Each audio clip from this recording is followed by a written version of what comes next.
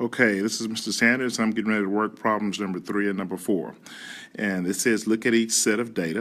And if you look at the data for W, X, Y, Z, you can see all the numbers listed. And it says, question asks, which data set has a mean absolute value of 64 hundredths? And so what we're going to do is you'd have to take each set and try to find the mean absolute deviation for W, X, Y, and Z. So after you do that, you're going to get different values. But one of these values out of W, X, Y, and Z, one of them is going to have a mean absolute deviation of 64. And so I'm going to take you right to the answer so you can see it and save us some time. So what you want to do is take, for Y, you want to take 10.75, 11.5, 11 and 9/10, 10 and 25 hundredths, and 10 and 1/10. You want to add them all up. And when you do that, you're going to get a sum of 54 and 5/10, or 54.5. Now, the next thing to do is to complete that, you have to divide by the total number of items. So we have 1, 2, 3, 4, 5 items. So I'm going to take this and I'm going to divide it by 5. And when I divide it by 5, I get an average of 10 and 9/10. So the next thing I have to do is I have to take 10 and 9/10 and subtract that from every data value that you see here. So each number is going to get subtracted by 10.9. And so when I do that, I'm going to show you what those answers are after I finish subtracting. Okay, so when I start subtracting, the first answer I get 10 and 75 hundredths take away 10.9. I get 15 hundredths. So I'm going to just write that right here. The next answer I get, 11 and 5/10 take away 10.9. I get 6/10. Next, 11 and 9/10 take away 10.9. I get 1.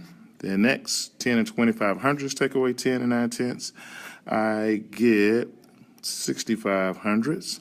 And then the last one, 10 and 1/10 take away 10 and 9/10. I get 8/10. And of course, I'm using the absolute values of each of these. All right, so now my job is to take these numbers and I have to average them and I'll be done. So when I add up all of these numbers, I get a sum of 3 and 2/10. And the last thing I need to do is take 3 and 2/10 and divide it by 5, and I get 64 hundredths. So the answer choice would be C. Data set Y gives me a mean absolute deviation of 64 hundredths. And if you do the mean absolute deviations of the others, they will not come out to be 64 hundredths. All right, so moving on to problem number 4. Okay, looking at problem number 4, it says the yearly salaries for each employee at the Mattress City are shown in this table, so you can see all 4 of the salaries. Then it says or asks, which question is not supported by the data? But with this data, I can do a lot of things. I can find the average, I can find the mean absolute deviation, a lot of different things. I could order the numbers. So let's see what kind of statements they're going to say about this data. It says the average distance between each salary and the mean salary is $8,250. Okay. The next thing it asks is, or says, the salary of the employee that has been with the company the longest is the largest. And then it says H, the mean salary for an employee of Mattress City is $39,250. And then it says the salaries for the employees at Mattress City show a variation from the mean that is greater than $6,000. All right, so a lot of these I can do some mathematics with and get my answer, but there's one statement here that sticks out. It says the salary of the employee that has been with the company the longest is the largest. Well, that's something that is not really supported by the data because it doesn't show how many years the employees have been there. It's just salaries.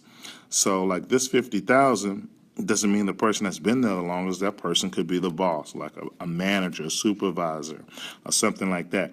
So it doesn't necessarily mean the person has been there the longest. So what jumps out to me that doesn't make sense is the second choice.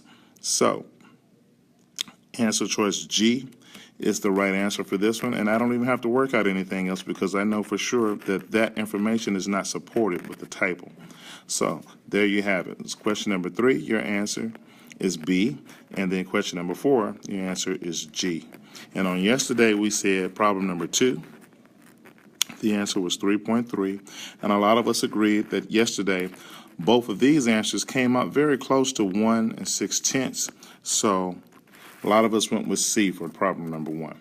All right, I hope this helps out.